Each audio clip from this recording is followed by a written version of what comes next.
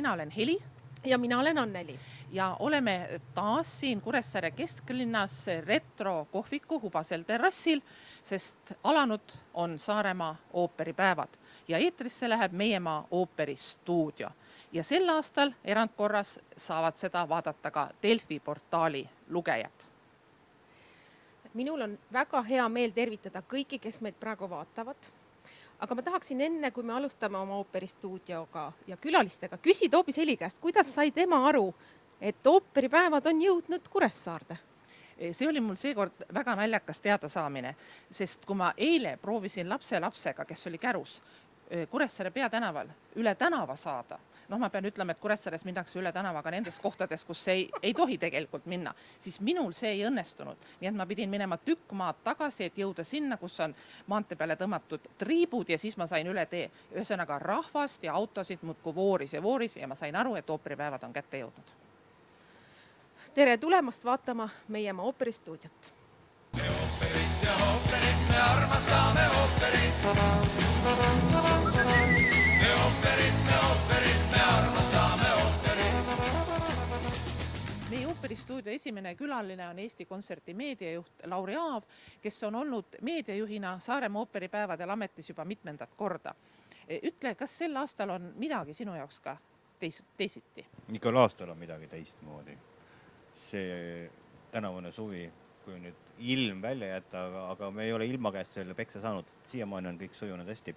Kui ilm välja jätta, siis tänavused ooperipäevad on olnud ja kulgenud väga edukalt. Ma pean selle ooperipäevade kulgemise all silmas ka seda aastapikkust eelmüügiperioodi, mis hakkas täpselt aasta tagasi. Meil on Saaremaa ooperipäevadel selline traditsioon, et me keset ooperipäevi kuulutame välja järgmise aasta peaesineja ja tulevad Saaremaa ooperipäevade ajal esialgu müügile järgmise aasta piletid, siis on piletite müügis paus ja siis uuesti me paneme piletid müügile veebruarikuus, reeglina kuskil 16. veebruaril ja nii selline tsükkel nagu läheb alates aastast 2008, kui Eesti Kontserdi korraldusel Saaremaa ooperipäevad esimest korda toimusid. Tegelikult on tegemist Kuressaare ooperipäevade järglasega, mis on Saaremaal väga ammu toimunud.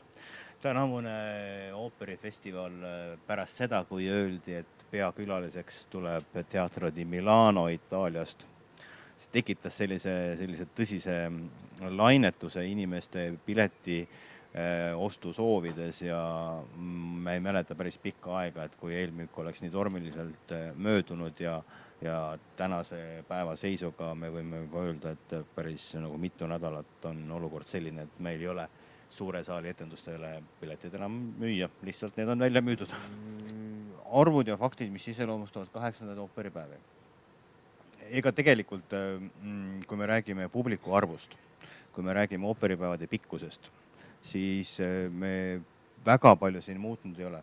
Meie ooperimaja on alates 2008. aastast iga aasta nagu sammukese haaval kasvanud, aga viimasel ajal on ooperimaja kasvanud küll oma füüsiliste mõõtude poolest, aga me publiku kohtade arvu ei ole seal suurendanud ja see eesmärgiks on just see, et publikul nad ei oleks seal nagu silgud tünni sees, vaid kui väärikad ooperikülastajad, neil oleks kõigil pea, jala ja hingamisruumi ja neil oleks seal tore olla.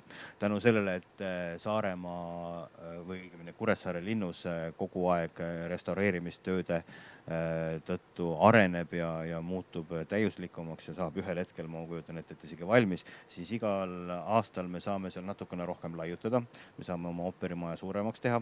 Tänavu esimest korda on meil ooperimajas väljapääsud ka saali tagumises otsas, nii et saab otse müüri peale üles minna. See on asi, millest me aastaid tagasi võisime ainult unistada. Ma usun, et publikul saab seal müüri peal tore olla. Ja niimoodi me sammhaaval areneme ja järgmisel aastal, jõudsingi jälle oma jutuga järgmisesse aastasse, me kuidagi nagu sel aastal, et kuna see aasta piletid on kõik välja müüdud, siis me ainult kipume järgmisest aastast rääkima. Järgmine aasta saab olema teistsugune, sest et järgmine aasta on esimest korda, kus ooperipäevad hõlmavad endas 2 nädalavahetust juba.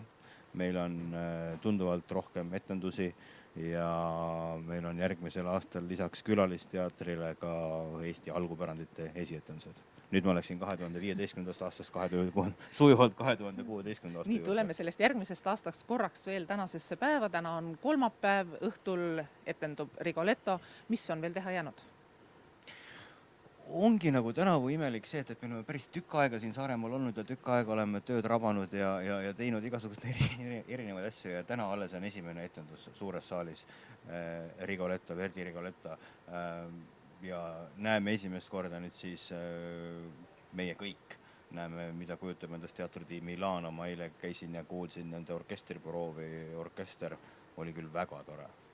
Mischa Kerts tegi nendega proovi itaalia keeles kusjuures ja orkester oli sellest väga entusiastlikult meelestatud ja mängis väga hästi.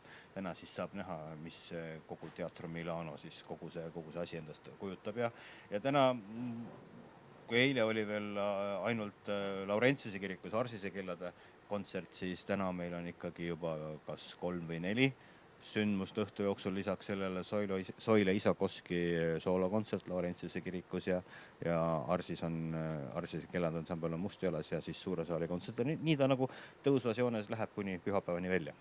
Aga enne veel, kui sinuga lõpetame, siis ütleme, et eile me käisime sinuga Lossihoovis ringi, vaatasime ooperitelki, vaatasime kõrvalhooneid. Seadsime ennast ohtlikesse situatsioonidesse. Ja toome vaatajatele ja kuulajatele nüüd selle, mis toimub lava taga. Just. Me ooperit, me armastame ooperit. Me ooperit, me armastame ooperit. On teisipäeva pärastlõuna ja oleme siin Kuressaare Lossihoovis ja meie selja taga on enam-vähem valmis saanud Eestimaa suurim ooperitelk või kontserttelk, kuidas seda parajasti on tahtmist öelda. Valmis saanud tähendab seda, et teda on siin peaaegu nädal aega ehitatud, putitatud, seatud ja sätitud, katteid peale pandud ja praegu on sees käimas esimene orkestriproov ja noored tütarlapsed panevad istmetele katteid peale. Istmeid on kokku 2000, mis on ka jälle väike rekord ja gaalaajaks on lubatud panna isegi 2250 istekohta.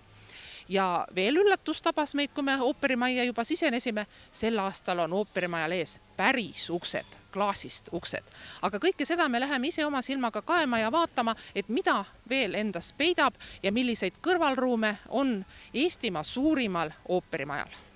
Nüüd me oleme sisenenud ooperimaja kõrval asuvasse valgesse telki. Kõigepealt naeratab meile nurgas vastu Eri Klass ja siin ripub palju uhkeid riideid. Mis maja see on? No siit me hakkame lavale nüüd lähenema ja see on nüüd garderoobide sektsioon, mis on nüüd väiksem telk selle suure ooperimaja kõrval. Siin on terve hulk kostüüme näha, mis on just Milanost kohale saabunud ja nad paistavad täitsa nagu uued olema.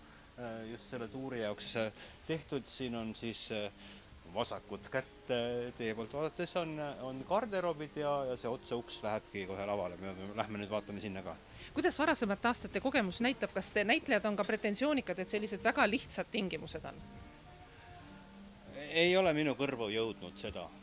Olles siin Eestimaa suurimas ooperitelgis, tekib tahtmatult küsimus, kui turvaline see on. See on ju kõik niimoodi ühekordseks kasutamiseks kokku pandud ja võetakse jälle lahti. Et mida on tehtud, et see kokku ei kukuks?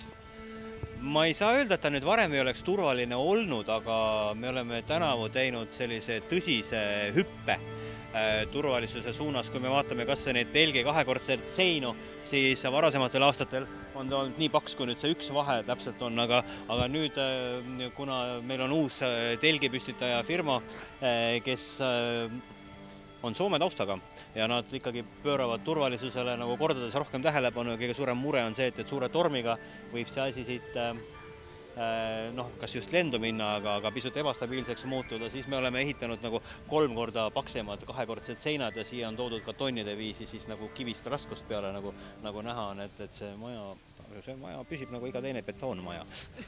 Ei lähe lendu nagu mõni batuut? Ei lähe. Hakkame siit mööda treppi ronima üles ooperimaja kõrgemate ridade juurde ja nagu näete, see trepp, ilus punane trepp on alguses kaetud kilega, sest siin on nii palju käimist ka töömeestel, aga õigeks päevaks võetakse see kile maha ja kõik särab punase vaibana. nüüd oleme siin tulnud ooperitelgist välja, meil avaneb siin päris tore vaade igasugustele nendele väikestele ehitistele, mis siin on, aga räägiks põhiliselt sellest suuremast telgist, et mis teda sel aastal iseloomustab? See telk on ikkagi sel aastal on kohe nagu erakordselt äge. Ja lisaks sellele, et see telk on tehtud nagu suurem, ta on paksemate seintega ja turvalisem ja mugavam publikule. Samas me siin ju aastate jooksul jälgime ka kogu aeg seda, et Kuressaare linnus restaureerimine areneb ja me oleme sel suvel esmakordselt jõudnud nüüd välja siia ooperimaja taha küljele, ehk siis mööda, kui me treppe üles tulla, siis me saame ooperimaja tagant saame välja ja siia üles müüri peale, mis on selleks aastaks nüüd ära restaureeritud, siia varem said ainult julged turnijad tulla. Saatsime mõnikord fotograafi siia pilti teha, aga nüüd saab sellest ka publikuala ja kogu sellest ooperimaja vahelisest restoranitelkide alast on siin inimestel hea ülevaade, vaheajal on siin tore jalutada, me paneme siia mingid piirded ka, et nad talle ei kukuks. Sa, Lauri, ütlesid, et me peame tingimata tulema vaatama veel ühte masinat, mis seisab siin lossi seina ääres. Miks?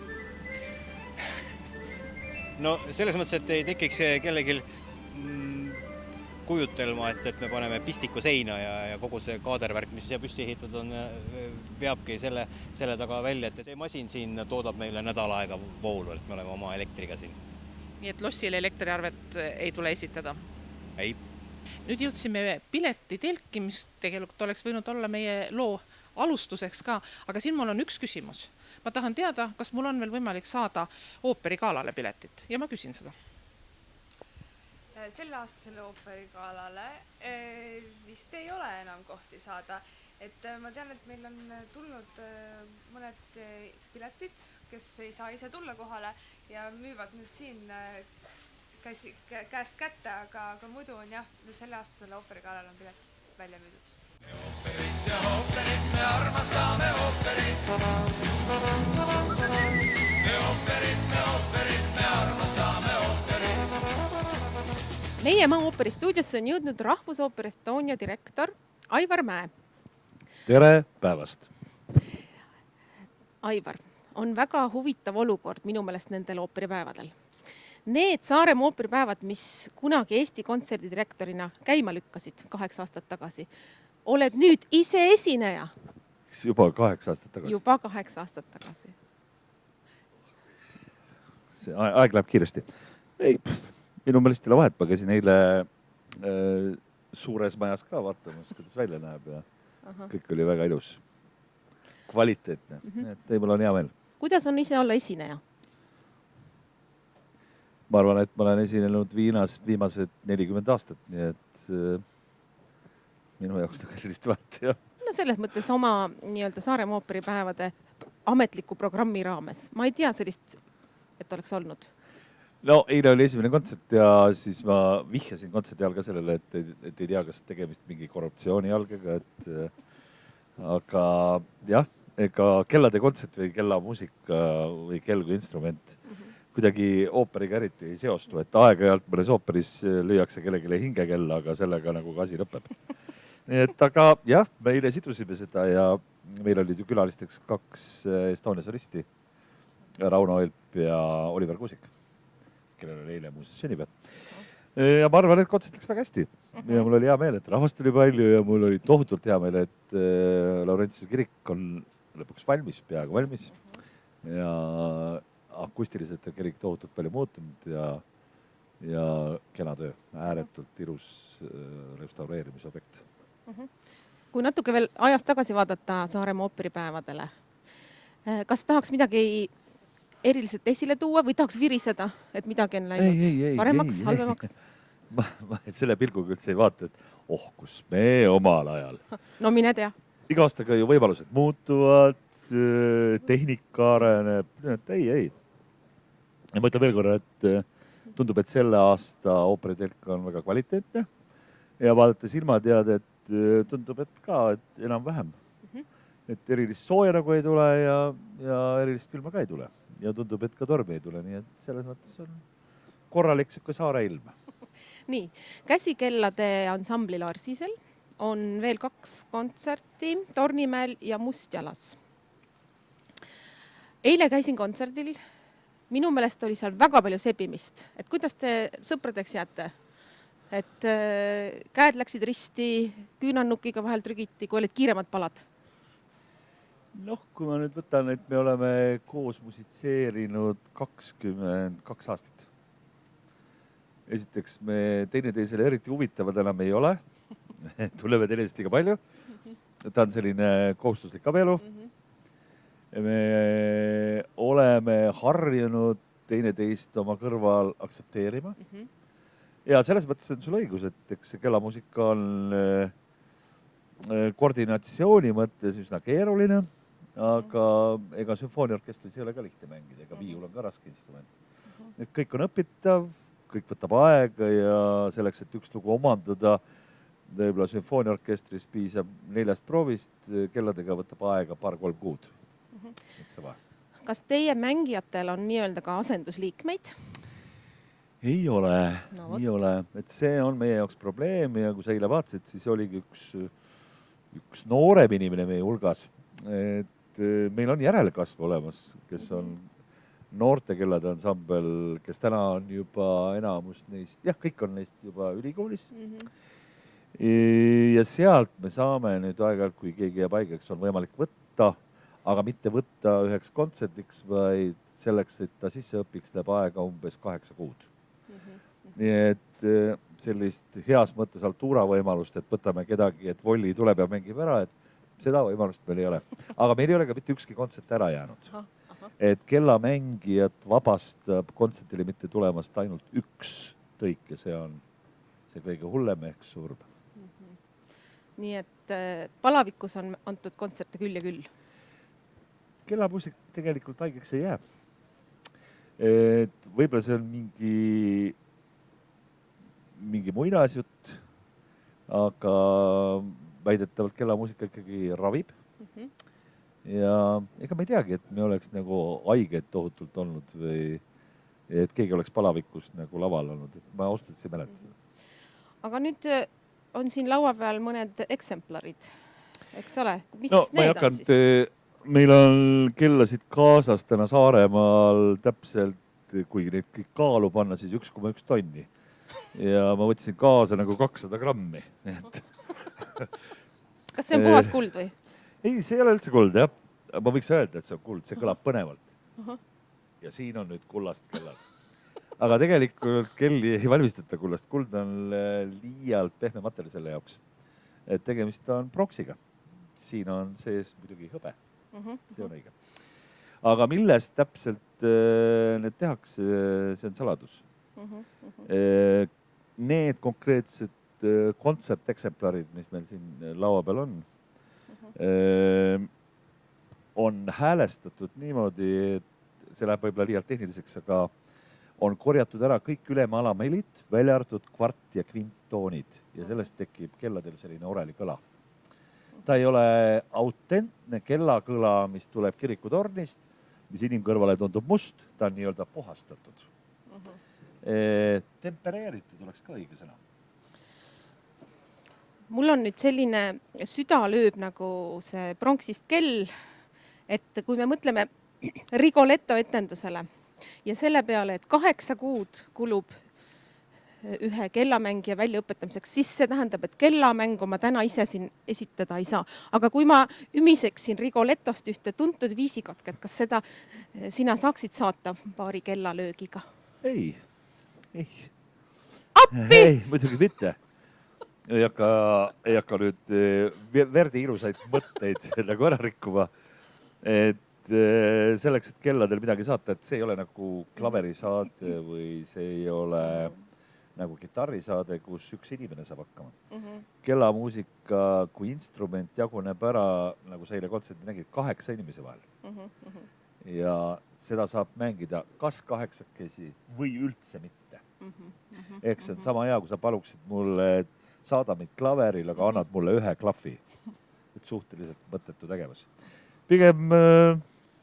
Pigem kuulakem Rigolettot täna suhteliselt autentses itaallaste esitusest Donizetti teater. Aga äkki siiski oleks võimalik nüüd üks väike presentatsioon meie ooperistuudio vaatajatele selle 2 vahva kellaga? nii, Mis see üks võiks võimalus olla? on see, et ma ise komponeerin praegu loo. Aga sel juhul ta ei ole nagu tuntud ja pole nagu eriti midagi kuulata. Seepärast ma võtan ühe väikse lastelaulu, mida me kõik teame, Juba linnukesed, mis sobiks võib-olla pigem kevadel, aga hea küll. Väljas laulavad. Väga hästi, tubli. Kohtumiseni homme. Kohtumiseni täna Rigoletto etendusel. Me armastame ooperit. Me ooperit